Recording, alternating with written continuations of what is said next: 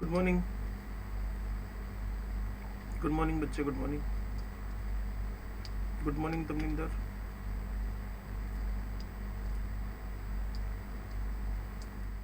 Good morning ji, good morning.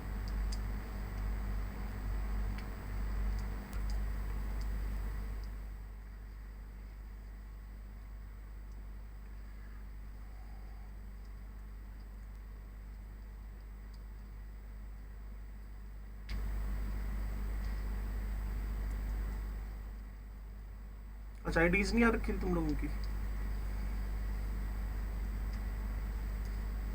Ayush आई हुई है? एक दो फोन आए थे ना कि नहीं आ रखी।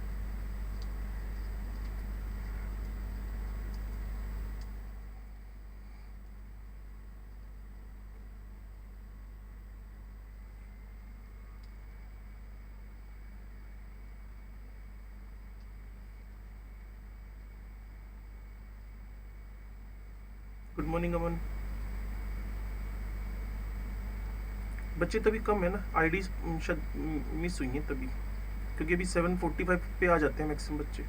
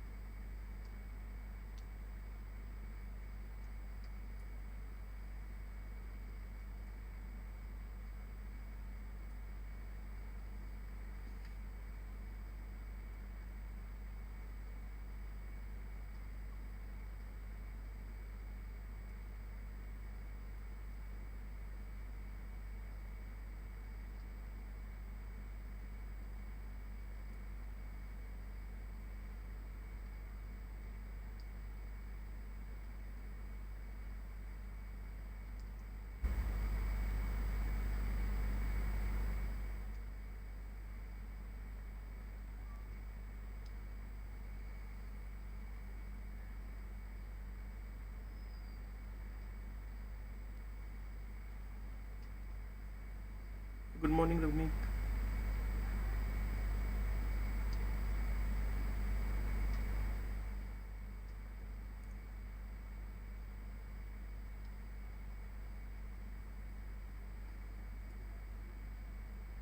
जो ऑलरेडी पढ़ा हुआ उसका रिवीजन कर ले 4-5 मिनट।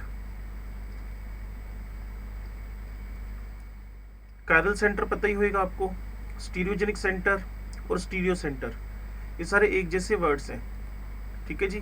वैसे आपको पता ही होगा ना, हम लोग क्या करते हैं स्टीरियो आइसोमरिज्म के अंदर। अभी हमने स्टार्ट नहीं किया है, सिंपल डिस्कशन कर रहे हैं। स्टीरियो आइसोमरिज्म जिसमें मोलिकुलर फॉर्मूला भी सेम है और स्ट्रक्चरल फॉर्मूला भी सेम है, उसके अंदर दो कैटेगरीज आती हैं हमारे पास। स्टीरियो आइसोमरिज्म में दो कैटेगरीज आएंगी, क्लियर। जनरल बात करें तो ज्योमेट्रिकल वाले और ऑप्टिकल वाले। तो जब भी आपसे कभी वो स्टीरियो सेंटर की बात करें ना, तो उसमें डबल बॉन्ड भी इन्वॉल्व है जो ज्योमेट्रिकल आइसोमरिज्म शो कर रहा है। उसमें ऑप्टिकल इन्वॉल्व है ही, जिसमें कायरल कार्बन हो और जो पीपीएल को रोटेट करवा दे।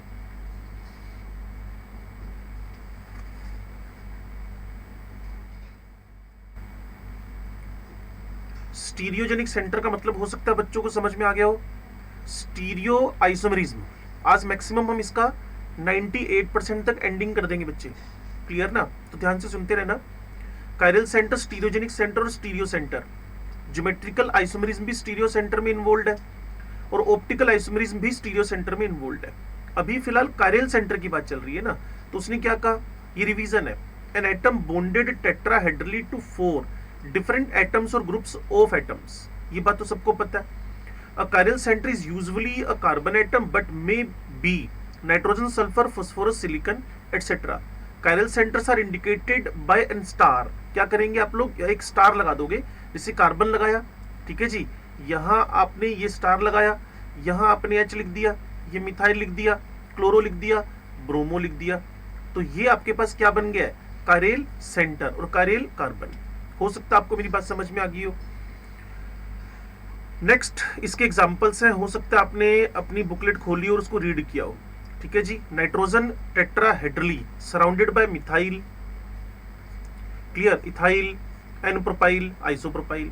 Silicon tetrahedral is surrounded by same methyl ethyl n propyl chloro, carbon surrounded by chloro chloromethyl methyl H, phosphorus surrounded by methyl ethyl n propyl H, ठीक है जी। Carbon surrounded by ethynyl ethyl H bromo, carbon is surrounded by ethyl H methyl chloro. Such molecules lack symmetry and are referred to as asymmetric molecule. इनमें lack of symmetry है, lack of symmetry, कमी है symmetry की। वही बात मैं आपको बार बार बोल रहा हूँ, 4 कार्बन देखो, एक कार्बन देखो, 4 अलग अलग ग्रुप देखो, बस कहानी खत्म करो, ठीक है जी। अब उसने मुझे एग्जाम्पल दिया, हो सकता है आपने ये भी रीड की हो। Mark the asymmetric carbon atom with star in the following compounds. तो अब इसको अलग से लिखना पड़ेगा। वैसे क्वेश्चन हो सकता है आपने किया हो, क्लियर। अब CHOH की बात कर रहा है वो, CHOH कितनी बार है? 2 बार है, क्लियर। तो कहीं ना कहीं मेरे पास CHOH और यहां कौन आ गया? COOH, ठीक है जी। अब क्या करते हैं जी, इन पे स्टार लगा देते हैं। स्टार क्यों लगा रहे हो? आप भी समझदार हो, क्योंकि OH आ गया, H आ गया, मिथाइल आ गया और ये पूरा ग्रुप आ गया। सिमिलरली OH आ गया, COH आ गया, H आ गया, पूरा ग्रुप आ गया। तो ये दोनों के दोनों कार्बन पे क्या लग जाएगा? स्टार लग जाएगा, ये देखो जी, ठीक है। सिमिलरली इसमें होएगा, ओके। तो कुल मिलाकर ये क्वेश्चन आपने सोल्व किया तो अच्छी बात है, नहीं सोल्व किया तो मैंने आपको बता दिया है, ओके। नाउ कैरलिटी, ध्यान से सुनना भाई। स्पीसीज, ये भी मैंने आपको ढेरों बार बताया। Species said to possess chirality in its structure if its mirror image is non superimposable। कुछ बच्चों ने नॉन सुपर इम्पोजिबल मेरे से पूछा था, तो मैंने यही वाला मॉडल आपको कैमरे में दिखाया था। सच स्पीसीज लैक्स प्लेन और सेंटर ऑफ सिमेट्री। ये लेफ्ट हैंड, ये राइट हैंड, और एक दूसरे के ऊपर आप सुपर इम्पोज नहीं कर पा रहे। If the species has super imposable mirror image, super imposable, एक दूसरे के ऊपर उसको ढक दो, क्लियर। उस दिन आपको एक किताब भी दिखाई थी मैंने, इस किताब को, ये किताब पूरी तरह से ढक रही है, तो ये गलती से भी कायरल नहीं हो सकते हैं, क्लियर ना, गलती से भी कायरल नहीं हो सकते हैं। Now it is called an achiral species. Such species possess a plane of symmetry और सेंटर ऑफ सिमेट्री। अब centre of plane of symmetry आपको खुद ही समझ में आनी शुरू हो जाएगी 1-2 मिनट के बाद, ठीक है जी। अभी तक क्लास हमारी शुरू हो गई है अब 7:50 एग्जैक्ट। ये मैं रिवीजन पे था, रिवीजन को कंटिन्यू कर रहा हूं। अभी 7-8-10 बच्चे नहीं पहुंचे हैं। लो जी, ये देखो एक फ्लास्क दिखा रखा है, फ्लास्क पे फ्लास्क इजीली क्या कर लेगा? सुपर इंपोज कर लेगा। तो गलती से भी इसको आप कारेल नहीं बोलोगे, ये किस कैटेगरी में चला जाएगा? अकारेल, ठीक है जी। ऐसे पी के सामने पी रखा, क्लियर, लेकिन पी इस फॉर्म में इस पर सुपर इंपोज नहीं होएगा।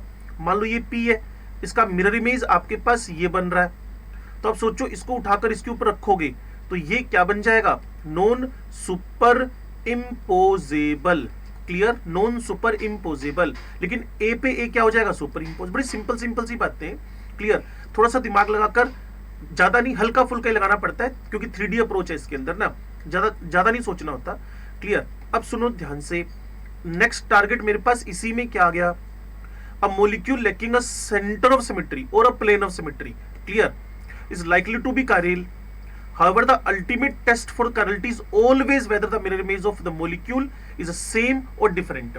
अगर एक मोलिक्यूल का मिरर इमेज सेम आ गया और सुपर इम्पोजिबल, तो कहानी खत्म करो, clear. In order to understand the molecular chirality, the following points must be kept in mind. If a compound has no chiral center, chiral carbon atom is usually achiral. If a compound has just one chiral center, it is chiral। अब कई बार ना हमसे वो biomolecule में amino acids के बारे में पूछता है, और जनरली वो पूछता है जिनके अंदर सिंगल कायरल कार्बन है, जिनके अंदर सिंगल कायरल कार्बन है, जिनके अंदर सिंगल कायरल कार्बन है, क्या वो ऑलवेज ऑप्टिकली, बच्चे ध्यान से सारे सुन लो, ऑप्टिकली एक्टिव होएगा? तो मेरा आंसर उसमें क्या आएगा? यस, क्योंकि उसमें मीजोफॉर्म तो आ नहीं सकती ना। Molecules which have one chiral carbon, molecules which have the one chiral carbon are always optically active। तो आप बोलोगे हाँ जी ऑप्टिकली एक्टिव इसलिए है क्योंकि उसकी मीजोफॉर्म तो बन नहीं सकती है। जैसे कि नीचे मैं आपको शो कर रहा हूं, ये देखो जी, इसमें एक ही कायरल कार्बन है और ये इसकी मिरर इमेज है, क्लियर। और ये गलती से भी जब इसको पूरे को उठाओगे ना, इस पूरे को, जब इस पूरे को यहां से उठाओगे, इस पूरे को, और इसके ऊपर सुपर इंपोज करोगे, तो ये वाला रेड तो इस साइड आएगा और ये रेड दूसरी साइड रह जाएगा, तो mirror base non super imposable है। आपके नोट्स में देखना मैंने सारी चीजें बना रखी हैं, अभी रिवीजन की बात थी। अब उसने कहा if a compound has more than one chiral centre, अगर किसी मॉलिक्यूल के पास एक से ज्यादा कायरल सेंटर है तो मे और मे नोट हो सकता है वो। आप मेरी बात को सुन पा रहे हो शायद, अगर किसी कंपाउंड में 2 कायरल कार्बन है तो वो मे और मे नोट हो सकता है। तीसरी बार बोलूं, समझ में आ गई बात? अगर किसी कार्बन मॉलिक्यूल के अंदर 2 कायरल कार्बन है तो मे और मे नोट में चला जाएगा वो। कैसे? अगर उसके अंदर प्लेन ऑफ सिमेट्री आ गई, ये देखो, तो इसको आपने क्या बोलना शुरू कर दिया? मीजो। क्लियर? जबकि ये कंपाउंड आपके पास अपनी मिरर इमेज बनाएगा और नॉन सुपर इम्पोजिबल होगा, जबकि ये इसमें क्या आ चुकी है? Plane of symmetry. अब प्लेन के बारे में बिना बोले ही आपको पता चलने लग गया होगा। प्लेन ऑफ सिमेट्री मतलब किसी भी मॉलिक्यूल के 2 इक्वल पार्ट्स कर सको, किसी भी मॉलिक्यूल के 2 इक्वल, इसके नहीं होंगे, मेरी बॉडी के और आपकी बॉडी के 2 इक्वल पार्ट्स हो जाएंगे, इस किताब के 2 इक्वल पार्ट्स हो जाएंगे, क्लियर ना? इस मोबाइल के 2 इक्वल पार्ट्स हो जाएंगे यहां से, क्लियर है? तो 2 इक्वल पार्ट जिसके पॉसिबल हो जाए उसको आप क्या कह सकते हो? मीजो। तो कुल मिलाकर मीजो ऑप्टिकली ऑलवेज क्या होएगा? Inactive. Inactive. There are certain compounds which do not have any chiral centre and yet they behaves chiral. इसके बारे में अभी थोड़ी देर में आपसे बात करूंगा, क्लियर है? तो उसी को स्टार्ट कर लेते हैं जी हम लोग, पेज ऐड करके। ध्यान से सुनो भाई, ये नई बात बता रहा हूं आज की, फिर वापस उसी पेज पे पहुंचने वाला हूं। Clear? Molecules which have no chiral center but behaves as optically active, but behaves as optically active। chiral center नहीं है लेकिन फिर भी optically active है। कायरल सेंटर नहीं है फिर भी ऑप्टिकली एक्टिव है। तो पहला टारगेट इसमें पता है कौन होएगा मेरे पास? मॉलिक्यूल्स विद, पहले तो मैं इसको यूं लिख दूं, क्यूमुलेटेड पोलीन्स। हो सकता है आप में से कुछ बच्चों को क्यूमुलेटेड पोलीन्स के बारे में पता हो। क्यूमुलेटेड पोलीन्स पता है किसी को? क्यूमुलेटेड पोलीन्स बिल्कुल डबल बॉन्ड्स, ठीक है जी। कॉन्टिन्यूटी में आपके पास कौन मिल जाए? Double bond. Continuous double bonds उनको बोलते हैं क्यूमुलेशन, क्लियर जी? Continuously double bond. तो इसमें भी मेरे पास 2 कैटेगरीज आएंगी, एक तो ओड नंबर हो, दूसरा मेरे पास इवन नंबर हो। गलती से ध्यान मत हटाना, कुछ बचा हुआ पार्ट है, इसलिए मैंने आपसे बोला था 98% कवरेज आज मैं कर दूंगा आपके साथ। 98% कवरेज हो जाएगी हमारी ऑप्टिकल आइसोमेरिज्म की, clear? Continue double bonds, continue double bonds, ठीक है जी। Odd number of double bonds और even number of double bonds हो। अब आपको थोड़ा सा टिक कर मेरे साथ में सुनते रहना है, क्लियर? तो सबसे पहले मैंने आपको बताया ये आपके पास 1 भी था डबल बॉन्ड, ये 1 3 5 7 की बात कर रहे हो, ठीक है जी। और यहां आपके पास 2 4 6 मतलब even number of double bonds 2 4 6 8 की बात कर रहे हो, ठीक है जी। तो यहां मेरे पास CH2 double C double CH2, इसको वैसे एक नाम देते हैं हम लोग, हो सकता है आप में से कुछ बच्चों ने सुना भी हो। It is known as allene, ठीक है जी। It is known as allene, it is known as ALLENE। इस पर्टिकुलर स्ट्रक्चर का नाम एलीन है। अब थोड़ा सा टिक कर और सुन लो, मेरे को फर्स्ट एंड लास्ट, सबसे पहले ओड नंबर की बात करूं, सबसे पहले ओड नंबर की बात करूं, फर्स्ट और लास्ट जो आपके पास कार्बन है, फर्स्ट एंड लास्ट जो कार्बन है वो दोनों के दोनों sp2 हाइब्रिड है एंड रिमेनिंग ऑल आर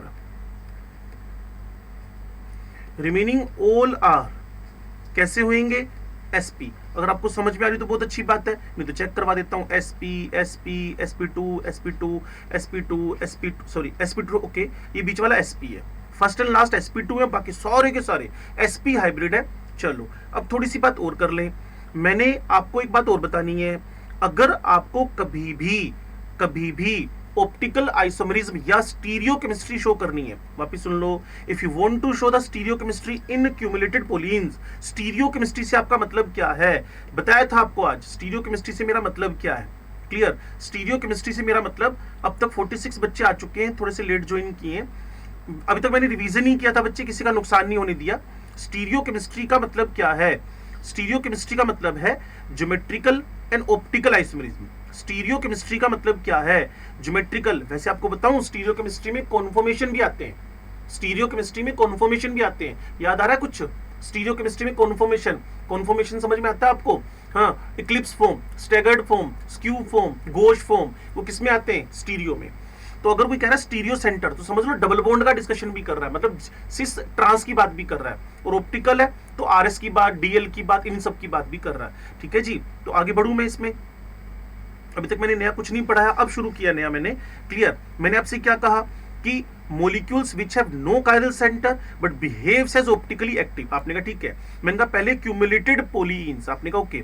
उसमें मतलब क्या है? Continue double bond. उसमें भी OD1, उसमें भी मैंने बताया कि पहला दूसरा, पहला और लास्ट वाला sp2 है, बीच वाले सारे sp हैं। ठीक है जी, इतनी बात करने के बाद जो बात मैंने आपको बतानी है, ओड नंबर जब भी डबल बॉन्ड्स होंगे वो ज्योमेट्रिकल शो करेगा, रट्टा मारना है ऐसा तो मैंने कहा ही नहीं। और दूसरा वाला ऑप्टिकल शो करेगा। धीरे धीरे बात को आगे बढ़ा रहे हैं, लेकिन उसमें भी एक बड़ी इंपॉर्टेंट कंडीशन है, उसमें भी बड़ी इंपॉर्टेंट कंडीशन है, उसमें भी बड़ी इंपॉर्टेंट कंडीशन है। क्या? कि जो आपका फर्स्ट एंड लास्ट कार्बन है, जो आपके पास फर्स्ट एंड लास्ट कार्बन है, उस पे डिफरेंट ग्रुप्स होने चाहिए, 2 डिफरेंट ग्रुप्स होने चाहिए। तो सेम ग्रुप्स होने पर कभी भी ना तो आप ज्योमेट्रिकल शो कर पाओगे, ना कभी आप ऑप्टिकल शो कर पाओगे। टिक्कर थोड़ा सा आपको ध्यान से मेरे को सुनना पड़ेगा। लो जी, मैंने सबसे पहले आपको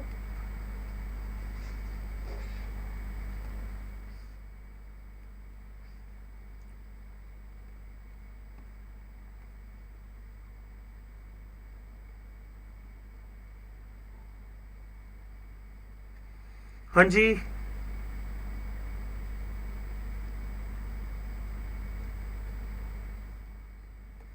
लो जी, अब थोड़ा सा टिक्कर ध्यान से सुन लेना।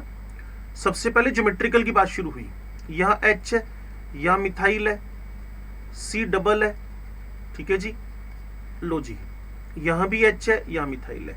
आप में से कुछ बच्चों को यह भी याद आ जाएगा, मैंने लास्ट ईयर बताया था आपको कि 13570 हो, तो उसमें aerial distance of these methyl groups. Clear? और HH, चलो उस पर भी चलूंगा, एक बार कूल होके ना बातों को सुन लो। ये sp2 है, ये sp है, ये sp2 है। ठीक है, अब जो sp2 है उसके बारे में मैक्सिमम बच्चे क्लास में जानते हैं कि वो कुछ ऐसी शक्ल का बनेगा। जो sp है वो कुछ ऐसी शक्ल का बनेगा, जो sp है कुछ ऐसी शक्ल का बनेगा, जो sp2 है वो कुछ ऐसी शक्ल का बनेगा। ठीक होगी बात? अब आपको सबको पता है कि जो sp उस पे एक अनहाइब्रिड ऑर्बिटल है, इस पे 2 अनहाइब्रिड ऑर्बिटल है, इस पे एक अनहाइब्रिड ऑर्बिटल है, सॉरी 2, और इस पे एक अनहाइब्रिड ऑर्बिटल है। हो सकता है आपको सारी बातें समझ में आ रही हो। वैसे मैंने कुछ नया तो बोला नहीं है, केमिकल बॉन्डिंग ही बोल रहा हूं मैं तो। क्लियर? यहां H है, यहां आपके पास मिथाइल है ओवरलैप्ड, यहां H है, यहां मिथाइल है। अब जो मैं करने जा रहा हूं उसको ध्यान से सुन लेना भाई। इसके साथ साइडवाइज ओवरलैपिंग हो गया, पाई बॉन्ड बन गया। इसके साथ साइडवाइज ओवरलैपिंग हो गया। ठीक है भाई, इसको ऐसे बना देते हैं, ज्यादा अच्छा लगेगा। लो जी, इसके साथ साइडवाइज ओवरलैपिंग हो गया, पाई बॉन्ड बन गया। अब बचा सिर्फ ये वाला, इसके साथ भी साइडवाइज ओवरलैपिंग होकर पाई बॉन्ड बन गया। तो अगर आप मेरे को सुन पा रहे हो तो सबसे पहले जिस पे हम थिएटर में मूवी देखते हैं वो वाला स्क्रीन बना देते हैं, फिर आपके साइड वाली दीवार बना देते हैं, फिर वही स्क्रीन वापस बना देते हैं जिस पे आप मूवी देखते हो थिएटर में, आपके सामने वाला। मैंने कहा था ना, मूवी कभी छत पे नहीं चल सकती है, मूवी कभी फर्श पे नहीं चल सकती है, मूवी सामने ही चलेगी, मूवी साइड वाली दीवार पे नहीं चल सकती, ऐसे करके देखते रहोगे मूवी। क्लियर ना? अब अगर आप मेरे को सुन पा रहे हो, ध्यान से सुनना। ये वाला मैंने पहले बना दिया पाई ओवरलैपिंग, फिर मैंने ये बना दिया 90 डिग्री वाला। आपको पता है सारे के सारे पी ऑर्बिटल एक दूसरे के साथ, all the p orbitals are perpendicular to each other. सारे के सारे पी ऑर्बिटल एक दूसरे के साथ 90 डिग्री पर है। तो जब मैं इन दोनों के बीच का एंगल नोट कर रहा हूं तो 90 डिग्री है। उसके बाद फिर वही प्लेन वापस आ गया, ये वाला। यहां भी एंगल कितने डिग्री का है? 90 डिग्री का। तो अगर आप मेरे को ध्यान से सुनो और समझो तो मैंने एक बात समझानी है आपको जब भी आपके पास डबल बॉन्ड्स का नंबर 1357 हो तो इस मॉलिक्यूल के दो इक्वल टुकड़े हो गए। जब भी डबल बॉन्ड्स का नंबर 1357 हो, जब भी मॉलिक्यूल्स का नंबर 1357 हो, इस मॉलिक्यूल के दो बराबर टुकड़े हो गए। जब भी मॉलिक्यूल का के अंदर 1357 डबल बॉन्ड्स हो, 1357 डबल बॉन्ड्स हो, तो इसके टू इक्वल हाफ्स, ठीक है। और जब भी दो इक्वल हाफ हो जाए तो मॉलिक्यूल के अंदर क्या एंट्री कर गई? सिमेट्री। और जब भी मॉलिक्यूल में सिमेट्री एंटर कर गई तो मॉलिक्यूल कभी भी ऑप्टिकली एक्टिव नहीं होएगा। क्लियर? तो क्या बोलना पड़ेगा? This molecule is optically inactive. और अब मैं एक बार फिर आपको समझा दूं कि मैंने नया कुछ बोला नहीं है, बस पुरानी जो बातें थी उसको वापस बोल दिया है। क्या चाहते हो? Molecules which have no chiral centre but behaves as optical, मैंने कहा ओके। क्यूमुलेटेड पोलीन्स, अभी वनीत ने कहा हमें पता है डबल बॉन्ड कॉन्टिन्यू, मैंने कहा बिल्कुल। फिर ओड और इवन 1 3 5 7 वाले मॉलिक्यूल्स को लिखना शुरू किया। 1 3 5 7 वाले मॉलिक्यूल हों चाहे 2 4 6 वाले हों, पहला और लास्ट sp2 है, बीच वाले sp हैं। जो 1 3 5 7 वाले वो ज्योमेट्रिकल शो करते हैं और 2 4 6 वाले ऑप्टिकल शो करते हैं। मैंने कहा ठीक है। और कंडीशन शुड बी 100% फुलफिल्ड कि पहले और लास्ट पे दो डिफरेंट ग्रुप्स होने मस्ट हैं। ठीक है जी। फिर मैंने बनाना शुरू किया इसको, फिर बताया कि जो sp2 था उसको लिखने का तरीका क्या है, फिर sp2 को लिखने का तरीका क्या है, बीच वाले sp को लिखने का तरीका क्या है। फिर मैंने मॉलिक्यूल के अंदर जो पाई क्लाउड था उसको लिखा, पाई क्लाउड ये वाला, फिर पाई क्लाउड ये वाला, बीच वाला इसका परपेंडिकुलर हो गया। तो अब मैंने जब देखा तो इस मॉलिक्यूल के तो इक्वल टुकड़े होने लग गए। जब भी मॉलिक्यूल के तो इक्वल हाफ होने लग जाए तो ऑप्टिकली क्या हो जाएगा? वो इनएक्टिव, जिसको बोलते हैं प्लेन ऑफ सिमेट्री, जिसको बोलते हैं प्लेन ऑफ सिमेट्री। अगर आप इस बात को समझ गए हो, क्लियर, तो फिर मैं इसके आगे बढ़ूं, नहीं तो इसी को वापस वापस बोलता रहूं। पक्की बात है? चलो अब मैंने क्या करना है, ध्यान से सुनना और समझना। सभी को समझ में आया तो अच्छी बात है। अब मैंने even number of double bond के क्यूमुलेटेड पोलीन्स लेने हैं। Even number of the double bonds, उन्हीं के मैंने क्यूमुलेटेड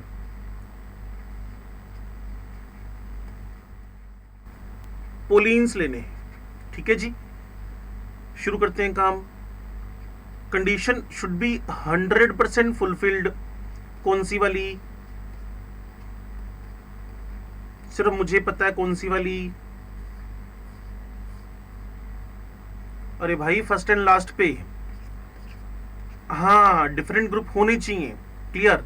2 4 6 वाला अब ज्योमेट्रिकल शो ना करके ऑप्टिकल शो करेगा। कैसे? ध्यान से सुनो। वही हरकतों पे फिर आ गए। ये कार्बन है, ये sp2 है, फिर ये sp है बीच वाला।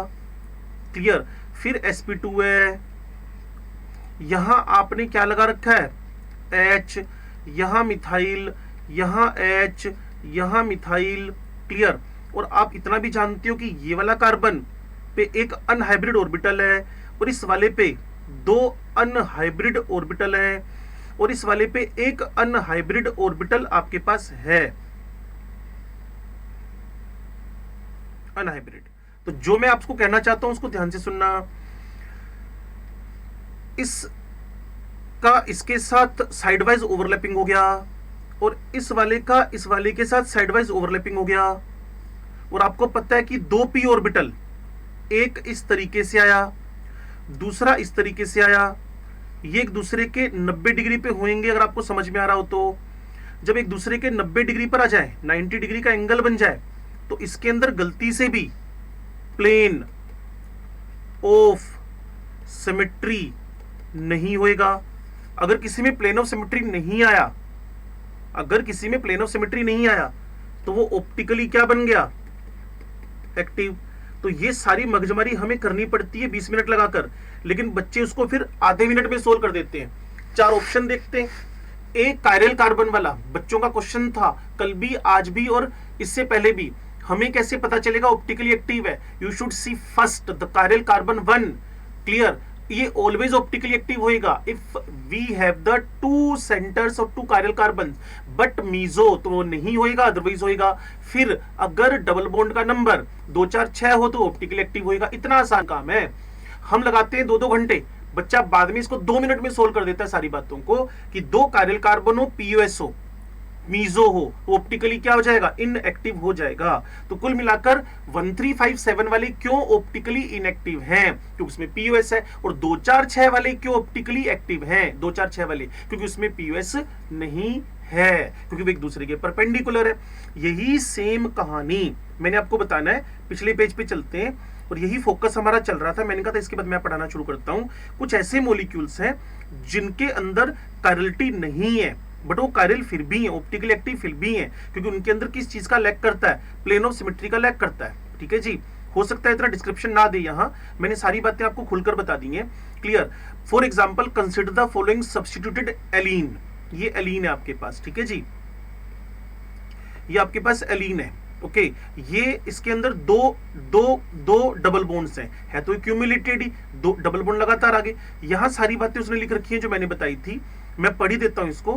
Carbon atom 3 is sp hybridized while carbon atoms 2 and 4 are sp2 hybridized and hence are planar the plane of the pi bond of allenes। ये काम की बात शुरू हो रही है, ये काम की बात शुरू हो रही है। the plane of the pi bonds of allenes are perpendicular to each other. Double bond का नंबर 2 4 6 8 हो तो डबल बॉन्ड के क्लाउड एक दूसरे के परपेंडिकुलर होंगे।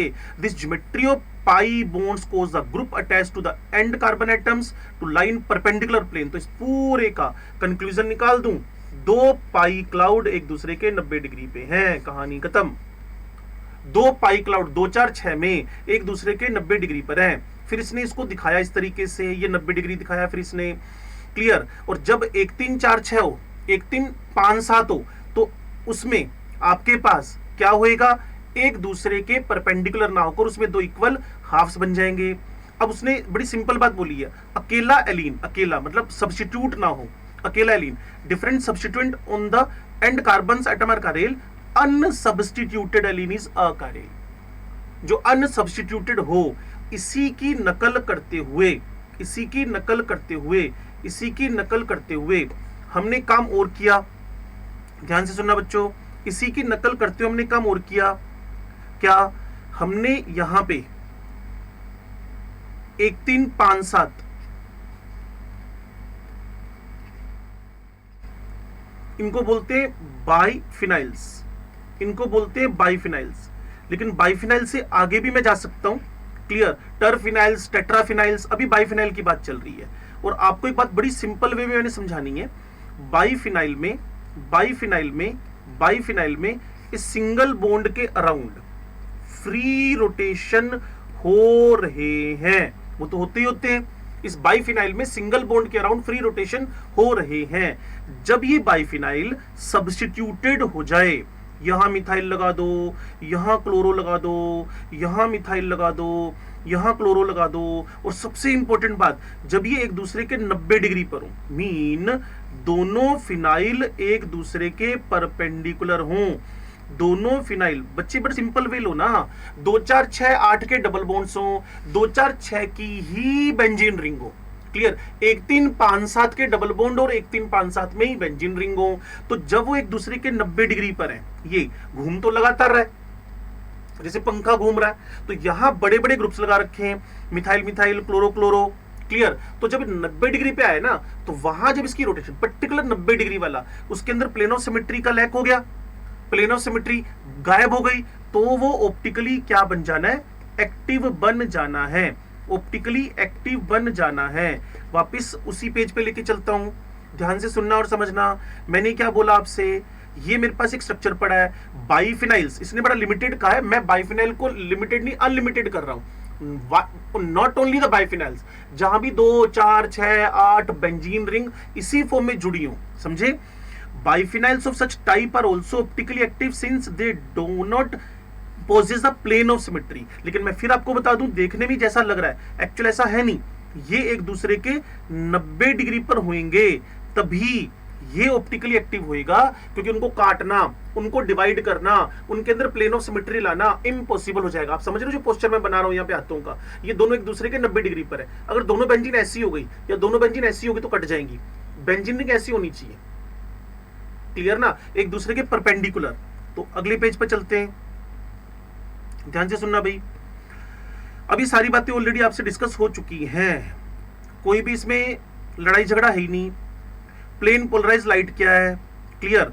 ऑप्टिकली एक्टिव क्या है, क्लियर। पोलैरीमीटर क्या है, डेक्स्ट्रो रोटेटरी क्या है, लीवो रोटेटरी क्या है, क्लियर। ये सारी बातें आपको ऑलरेडी पता है, मैंने कहा था आप मैक्सिमम चीजें कर चुके हो, क्लियर।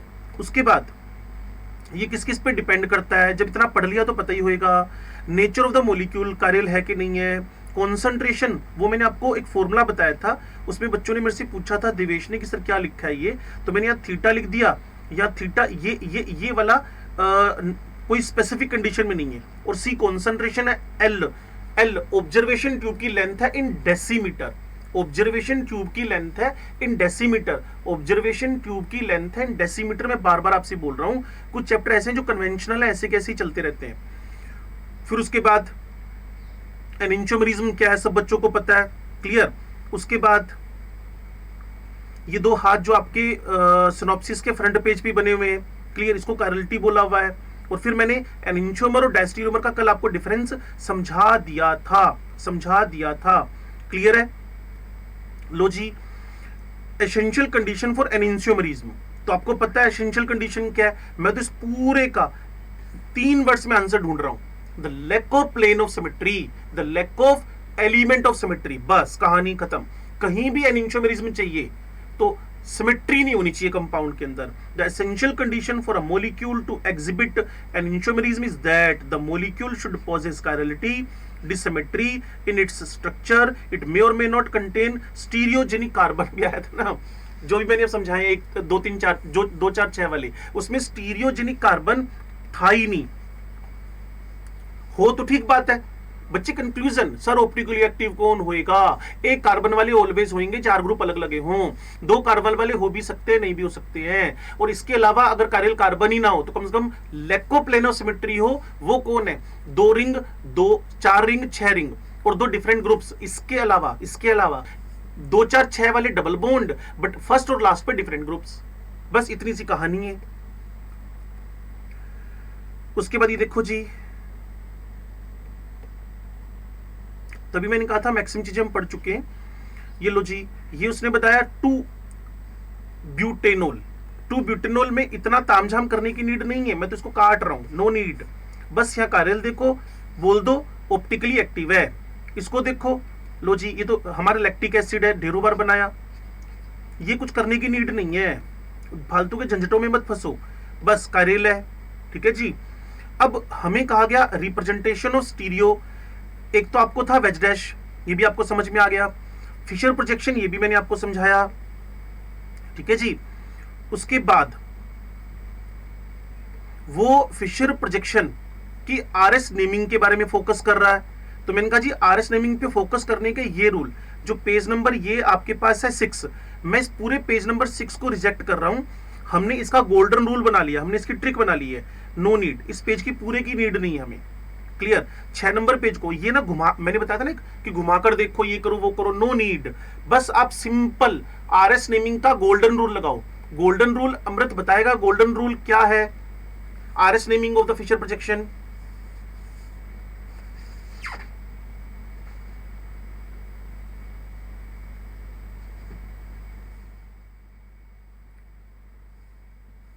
नहीं, ऐसे ऐसे ऐसे ऐसे शुरुआत कर। If the location of 4th priority group is horizontal, then rotation of 1 2 3 group is always considered as S, otherwise R. If the location of 4th group is vertical, then rotation of 1 2 3 groups is clockwise, then R, if otherwise S बोलो।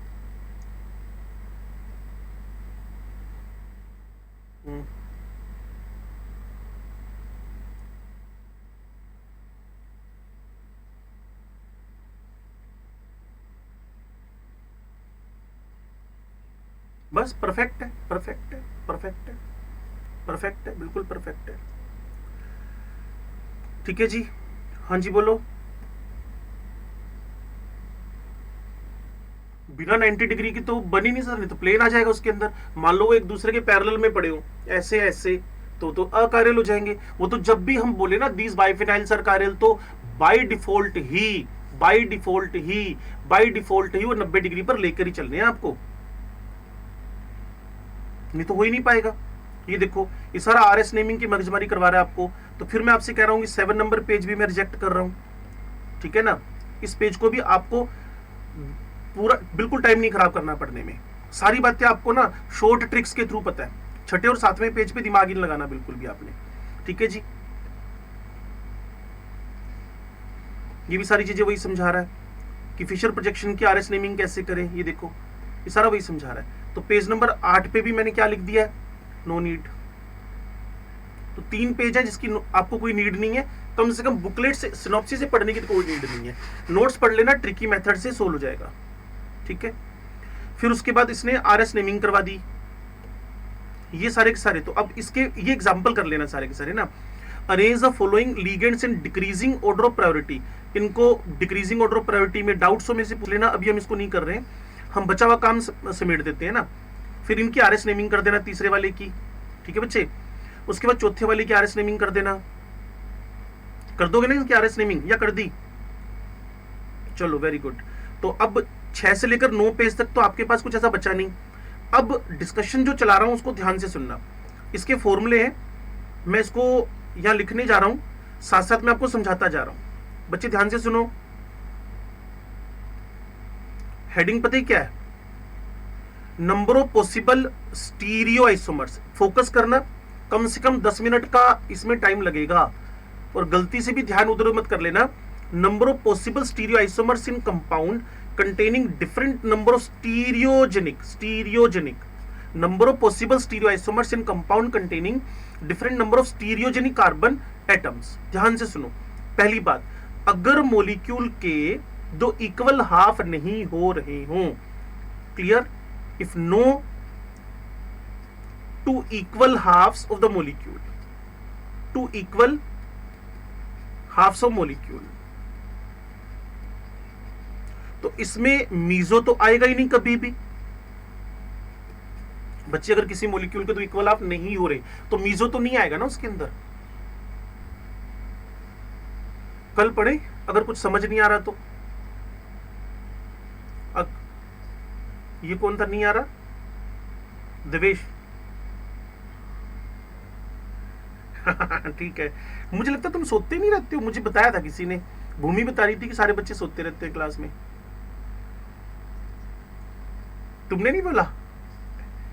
चलो इस बार तुम जाग तो गई कम से कम। फिर साइमा कह रही होगी पक्का, मुझे बोला तो था किसी ने। तुमने भी नहीं बोला, वेरी गुड, चलो अच्छी बात है। तो दो इक्वल हाफ नहीं हो रहे हो तो बड़ा सिंपल तरीका है, ऑप्टिकल आइसोमर्स निकालने के लिए 2 पावर n कर दो, छुट्टी पाओ। 2 पावर n कर दो, छुट्टी पाओ। उतनी थ्योरी नहीं है जितनी हमने लिख रखी है इसमें। 2 पावर n लिखो, छुट्टी पाओ। लिखा ना, मॉलिक्यूल कंटेन्स n स्टीरियोजेनिक, तो यहां n कौन है?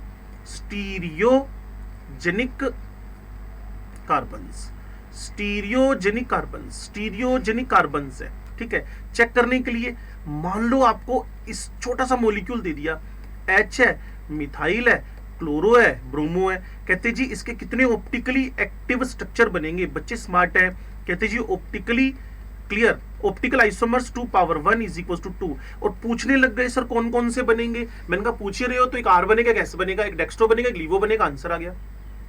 गॉट इट और नॉट? ठीक है, अब एक और मॉलिक्यूल बना लेते हैं जी, सुनना जी ध्यान से। ये CH3 लिख दिया, क्लियर, यहां HOH लिख दिया,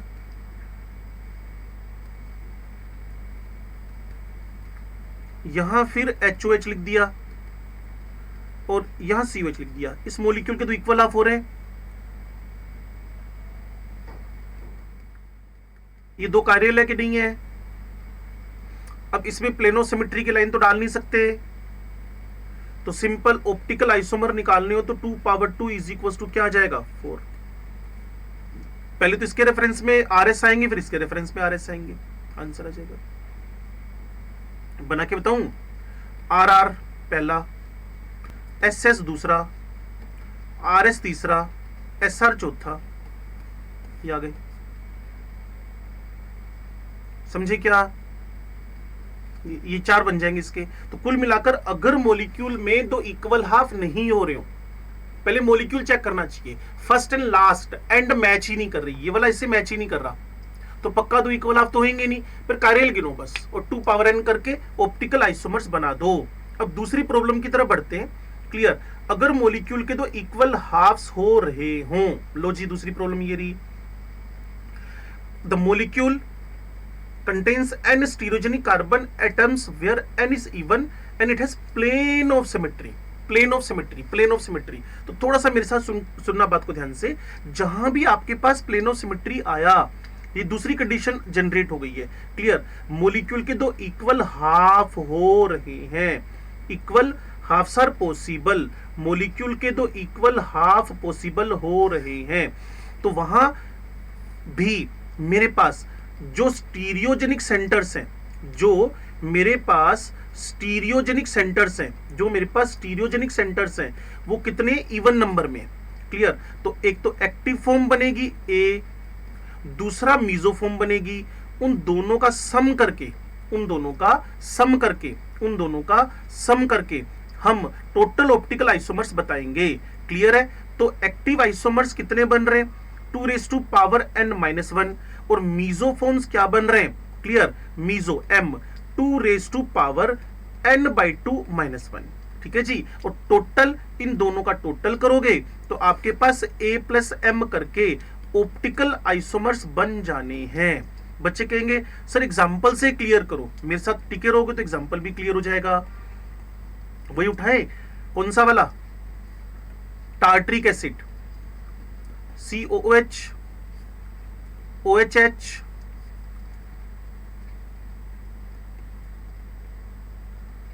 OHH, COOH। ठीक है जी, इसके दो इक्वल हाफ हो रहे हैं। ठीक है, यू मान के चलो कि मैंने मॉडल ये बनाया है जो कि मुझे इसको इस फॉर्म में लिखना चाहिए था, मुझे इसको इस फॉर्म में लिखना चाहिए था। किस फॉर्म में?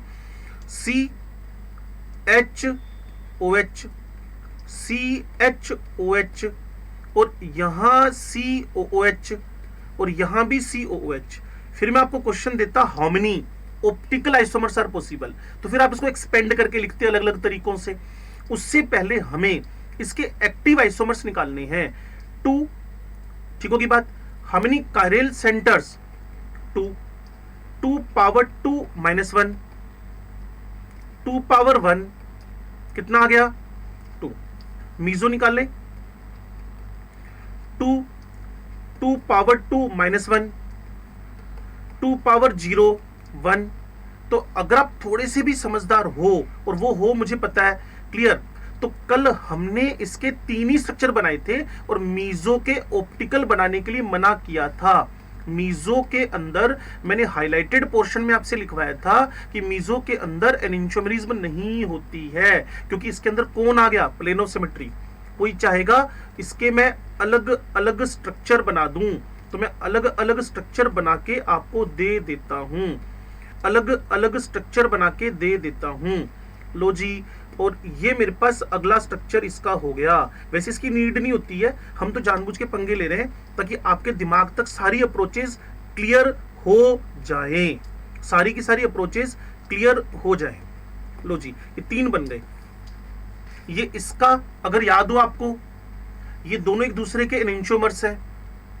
ठीक है, इसका कोई एनेंशियोमर नहीं बनेगा, कल भी बताया था, आज उसको फॉर्मूले से एक्सप्लेन कर दिया है। नो एनेंशियोमेरिज्म इन मीजोफॉर्म, हाईलाइट करके लिख लो कहीं पर, बड़े परेशान हो गए बाद में जाकर। अभी से अगर थ्योरी में ढंग से सीख लिया, नो एनेंशियोमेरिज्म इन द मीजोफॉर्म, तो आपको 3 ही तो स्ट्रक्चर दिख रहे हैं। अगर मैं इसको ए लिख दूं, इसको बी लिख दूं, अब मैं बच्चों से क्वेश्चनिंग करने वाला हूं। भावना, ए और बी में क्या रिलेशन है? ऑप्शन दे रहा हूं, enantiomer, diastereomer, identical, none of these, A B. Very good, clapping होना चाहिए बिल्कुल। बी और सी,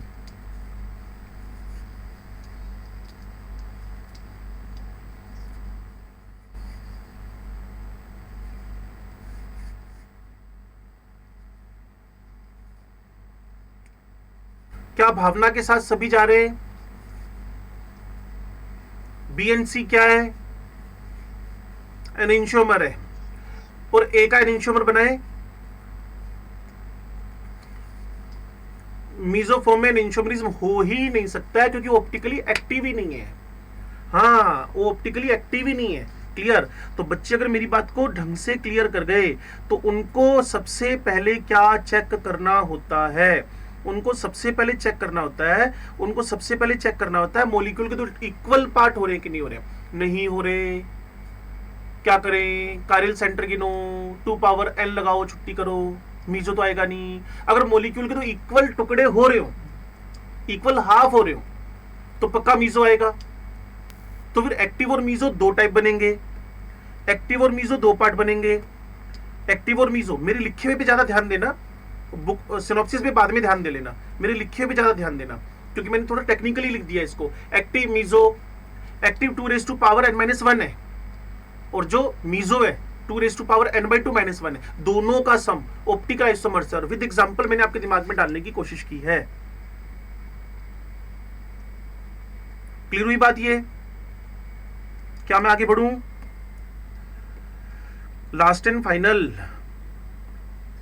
अगर मॉलिक्यूल के इक्वल टुकड़े हो रहे हो लेकिन उसमें number of stereogenic centres odd हो, number of stereogenic centres odd हो, number of stereogenic centres odd हो, सुन पा रहे हो? Number of stereogenic centres odd आ जाए तो सबसे पहले हमें, पहले तो लिख दूं मैं, स्टीरियोजेनिक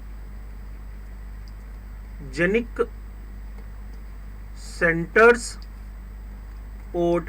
कंडीशन सेम है क्या? मॉलिक्यूल के दो इक्वल हाफ हो रहे हैं,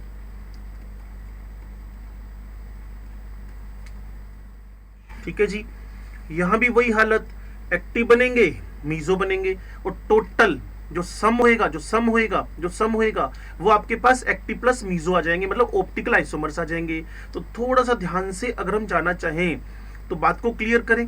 जो एक्टिव फॉर्म है, जो आपके पास एक्टिव फॉर्म है, जो आपके पास एक्टिव फॉर्म है 2 power n-1 minus 2 power n-1/2, ठीक है जी, ये n-1/2।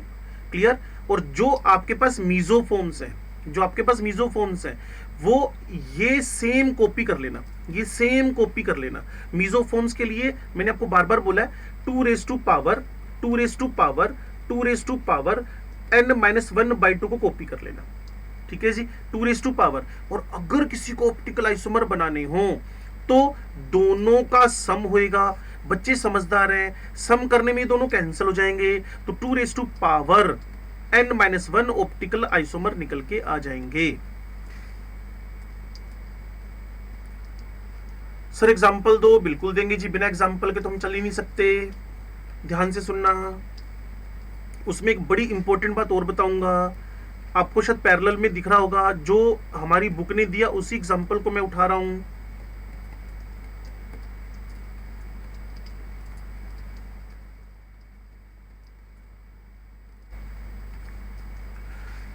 Chiral carbon 1, chiral carbon 2, chiral carbon 3। आपको कुछ अजीब नहीं लगा?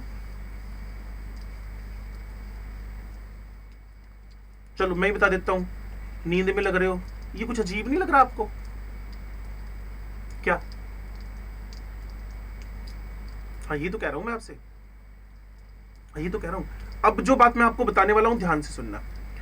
ये जो आपके पास सेंटर वाला कार्बन है PsEuDO, इसको सूडो कारेल कार्बन बोलते हैं, सूडो कारेल कार्बन बोलते हैं, इसको सूडो कारेल कार्बन बोलते हैं। और ये दो कारेल के बीच में है, दो कारेल के बीच में। याद करो, अगर आपको याद आए तो जब हम एरोमेटिसिटी सीखते हैं ना, एरोमेटिसिटी, वहां मैं बताता हूं कि जब वो पॉलीसाइक्लिक रिंग्स का नंबर 1 से ज्यादा हो जाए तो जो sp2 से घिरा हुआ sp3 कार्बन भी होगा ना सेंटर में, वो भी प्लेन में आ जाता है। सब तरफ sp2 हो गया ना, तो जो सेंटर में होगा sp3 वो भी प्लेन में आ जाएगा। तो वही हालत यहां हुई है, दो कायरल कार्बन से घिरा हुआ। दो कायरल कार्बन से सराउंडेड, दो कायरल कार्बन से बॉन्डेड, बिल्कुल सेंटर वाले कार्बन को सूडो कायरल बोला, और pseudo chiral carbon is considered as, pseudo chiral carbon is considered as, pseudo chiral carbon is considered as chiral carbon. तो इसमें 3 कायरल कार्बन ही हैं, इसमें 3 कार्बन। हाँ, जब तक सूडो नहीं पता होएगा तब तक गड़बड़ रहेगी। तो इसलिए बता रहा हूं कि जब आपके पास odd number of stereogenic centre हो 5, तो जो 1 2 4 5 के बीच में तीसरा नंबर है 1 2 3 4 5, 1 2 4 5, ये 3 नंबर जो आ गया, ये आपके पास क्या होएगा? सूडो कायरल, और pseudo chiral is considered as chiral carbon. अब थोड़ी स्मार्टनेस दिखाओ, ऑप्टिकल गिनने हो, सिर्फ ऑप्टिकल गिनने हो, तो बच्चे क्या करेंगे? 2 raised to power 3 - 1, 2 raised to power 2, total क्या बन गए? 4। अगर ये नहीं करना हो तो आपके पास पूरे पूरे फॉर्मूले लगाओ और सोल्व करो। तो एक बार समरी बना लें। लो जी, आप ही बनाओगे। मुझे ऑप्टिकल आइसोमर्स गिनने हैं। पहली condition, no equal halves, no equal halves, तो optical isomer is equal to 2 raised to power n, छुट्टी। दूसरा, इफ इक्वल हाफ्स, उसका ए पार्ट, इवन स्टीरियोजेनिक सेंटर्स, इसमें 2 पार्ट, एक्टिव मीजो, एक्टिव मैं भूल गया, मीजो भी मैं भूल गया, 2 raised to power, यहां 2 raised to power, ठीक है जी। इसका बी पार्ट अगर ओड हो जाए, ठीक है, तो इसमें फिर एक्टिव एंड मीजो, एक्टिव में भूल गया,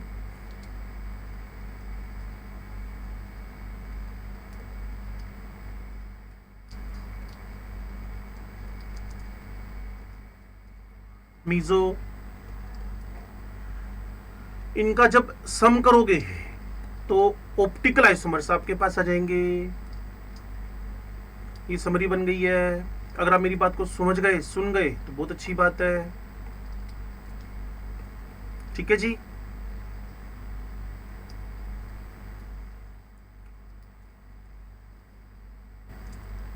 हाँ, इसी पे आएगी बच्चे, इसी पे आएगी, इसी पे कॉपी, जैसे कॉपी को खोल पर नहीं कर देते हम लोग, ये नहीं हो गया, ये वाला कारेल, ये वाला कारेल, और ये जो ये सूडो है, ये वाला, ये जो ये लाइन है ना, ये वाली सूडो है, तो ये एक दूसरे पे बंद हो गए।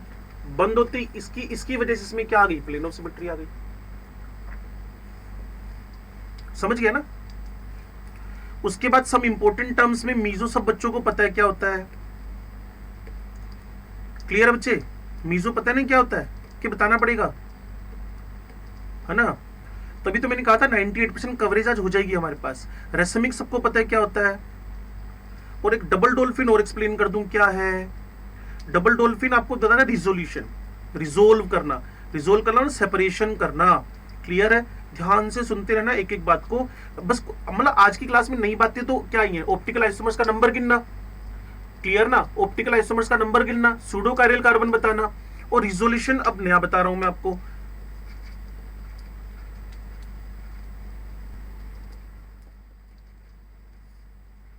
ध्यान से सुना बच्चों। Separation of two enantiomer from the racemic mixture. Clear? तो बड़ी सिंपल वे में मैं लिख देता हूं इसको, ध्यान से सुनो।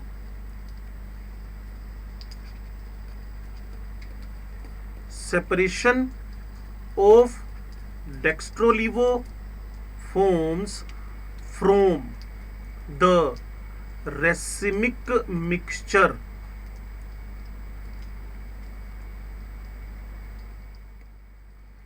जब भी आप किसकी बात कर रहे हो,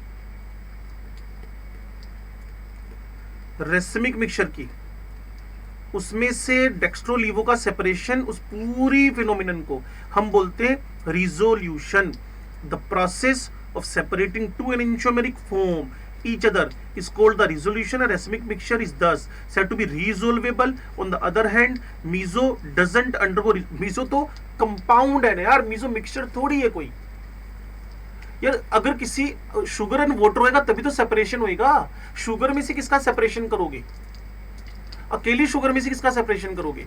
वही कह रहा हूं, मीजो मतलब सेपरेशन नहीं हो सकता। मैं कह रहा हूं ऐसा सोचना भी कितनी बड़ी गलती है यार कि मीजो में resolution. Meso is single structure while the racemic mixture is not the single structure, it is the mixture of 1:1 mixture of dextro and laevo. क्या मेरी बात को कॉपी पेस्ट कर पा रहे हो, समझ पा रहे हो? डायस्टीरियोमर तो सबको पता है, मिरर इमेज नहीं होते। कल आपको डायस्टीरियोमर और एनिसोमर के बीच का डिफरेंस भी बताया था। चलो जी, अब आपको पता चल गया, हम 98% कवरेज कर चुके हैं। ये लास्ट पेज आ गया, 12 नंबर पेज। अब आपका काम शुरू हो सकता है, प्रॉपरली पूरा दम लगा के काम करना है। अब जो टर्म्स मेरे पास इस चैप्टर में आ रही हैं, एक है इनवर्जन, नाम से समझ में आ रहा होगा, इन्वर्टर से। इन्वर्टर करता क्या है पता है आपको? इन्वर्टर करता क्या है? इन्वर्टर करता क्या है? इन्वर्टर आपके पास करता क्या है? इन्वर्टर आपको इलेक्ट्रिकल एनर्जी का केमिकल एनर्जी में चेंज और उसका उल्टा। Clear? Chemical to inverter inversion. अगर किसी रिएक्शन के during R form S form में और एस फॉर्म आर फॉर्म में ड्यूरिंग द रिएक्शन कन्वर्ट हो जाए, ड्यूरिंग द रिएक्शन कन्वर्ट हो जाए, ड्यूरिंग द रिएक्शन कन्वर्ट हो जाए, इस पूरे फिनोमिनन को आपने क्या नाम दे दिया? इन्वर्जन। हो सकता है समझ में आ गई हो बात। फिर रिटेन करना, आप बोलते हो ना रिटेन, रिटेंशन, रिटेन करना। Clear? R remains R, S remains S during the reaction. बस उसने इंपॉर्टेंट फिनोमिना, इंपॉर्टेंट लाइनें याद करनी है बस ना। During the reaction R remains R, S remains S. During the reaction R R रहे, एस एस रहे, उसको बोलते हैं रिटेन करना, रिटेंशन। और इसी का अगला फॉर्म मेरे पास है, बच्चे ध्यान से सुनते रहना। क्लियर? वो है रेसिमिजेशन, थर्ड टर्म।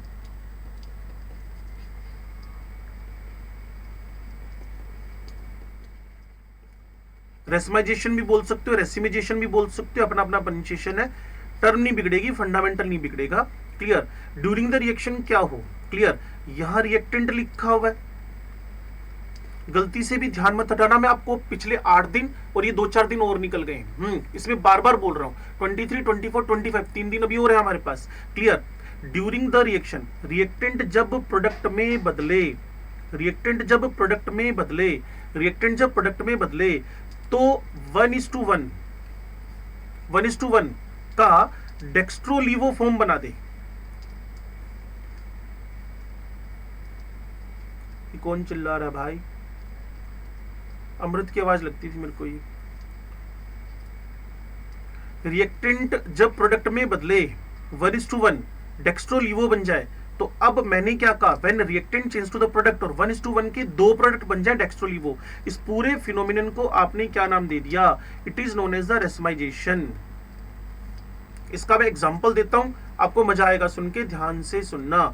ये हाइड्रोकार्बन में जब इसको अप्लाई करोगे ना तो बड़ा मजा आता है। हाइड्रोकार्बन में यहां H है, यहां मिथाइल है, यहां डबल बॉन्ड है। क्लियर?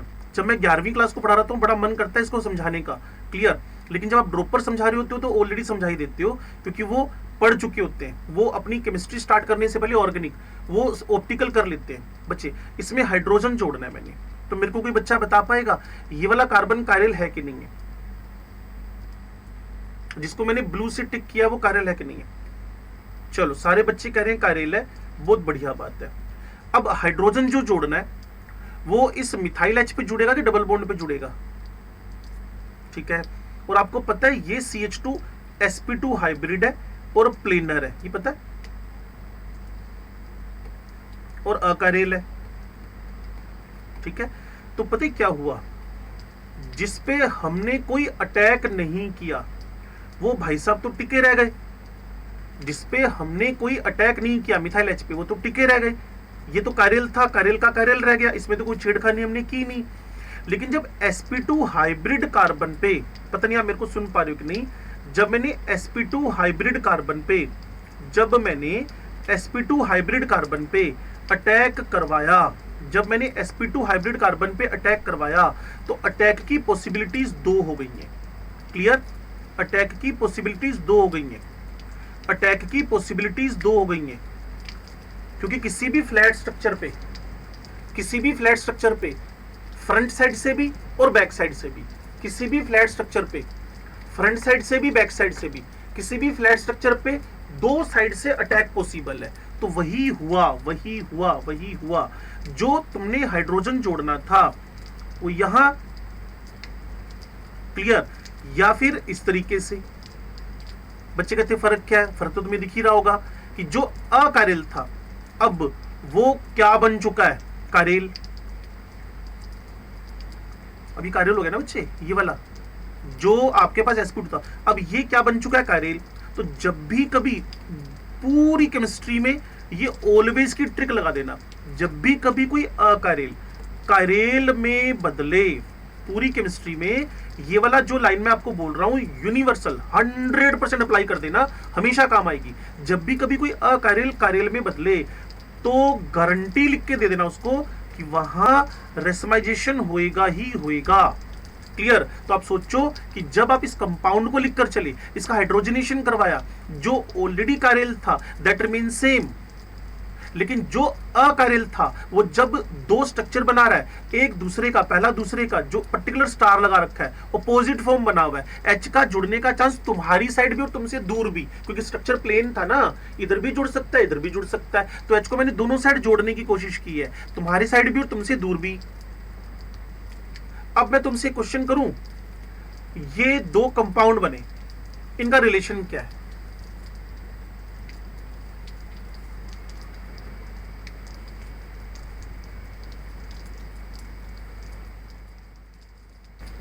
पक्का? हाँ हाँ, ये कौन बोला? Yes yes yes, clapping clapping clapping. ये जो डायस्टीरियोमर बोला ना, उसके लिए क्लैपिंग बनती है। क्यों? क्योंकि ये वाला कार्बन तो कॉपी पेस्ट हो गया ना बच्चे, ये वाला तो, हाँ, ये वाला कॉपी पेस्ट हुआ नहीं, ये तो नया बना। तो इसीलिए ये आर, ये आर और ये एस, तो पता क्या हुआ, मान लो ऊपर वाला आर था, ये तो आर ही रह गया दोनों जगह, लेकिन एक आर बना एक एस बना। और इस टाइप के रिलेशन को आप क्या बोलते हो? डायास्टीरियोमर। तो कितना बढ़िया वाला क्वेश्चन था ये। सोचो ये भी हाइड्रोकार्बन के अंदर ही है। क्या कि एनिंशोमेरिज रेसमाइजेशन क्या है, और जब प्रोडक्ट बने उन दोनों का आपस में रिलेशन क्या है? Those are the diastereomers. हाँ, अगर ये कार्बन नहीं होता, कौन सा वाला हाईलाइट करूं, अगर ये कार्बन नहीं होता, ये वाला, अगर ये कार्बन नहीं होता, मान लो ये नहीं होता, तो फिर आपने पक्का क्या बोलना था? These two are the A and B are the enantiomers. समझ गए मेरी बात को? ठीक है जी। तो क्लास का टाइम आई थिंक, हाँ, 1 मिनट ऊपर हो गया है। तो अब आपकी मोरल ड्यूटी बनती है। मैंने आपको कहा था 98% काम मैं खत्म कर दूंगा, मैंने 98% काम खत्म कर दिया है। इसके बाद एग्जाम्पल नंबर 8 है, आप इसको पढ़ना जरूर, ठीक है जी। और ये दोनों एग्जाम्पल पढ़ के यहाँ अपने सिलेबस को एंड कर देना। अब आपको कि सर आपने 2% क्या बचा लिया? इन 12 पेज में तो ऐसा कुछ है नहीं जो आपने नहीं पढ़ाया। बिल्कुल, मेरे पास 2% बचा हुआ है, इरिथ्रोफॉर्म, थ्रियोफॉर्म। क्लियर? ये सब छोटी छोटी बातें मैंने पेंडिंग रखी हैं, जो इसकी थ्योरी में नहीं है, मैं बताऊंगा, क्योंकि इस पर बेस्ड हमारे ऑप्टिकल में क्वेश्चन है। इरिथ्रो क्या है, थ्रियो क्या है, क्लियर है? तो एक बार रिवीजन कर लेना। मिलते हैं कि कल मेरी क्लास नहीं होएगी, डाउट क्लास शायद हो कल, क्लियर? उसमें मेरी क्लास नहीं होएगी, तब तक आप इसको जम के कर लेना काम को। ठीक है बच्चे? मैम आ चुकी होंगी ना? Good morning ma'am. Ma'am class free कर दूँ जी मैम? ठीक है, अब तो रेन हो रही है अच्छी खासी बार। Thank you ma'am, God bless you बच्चे।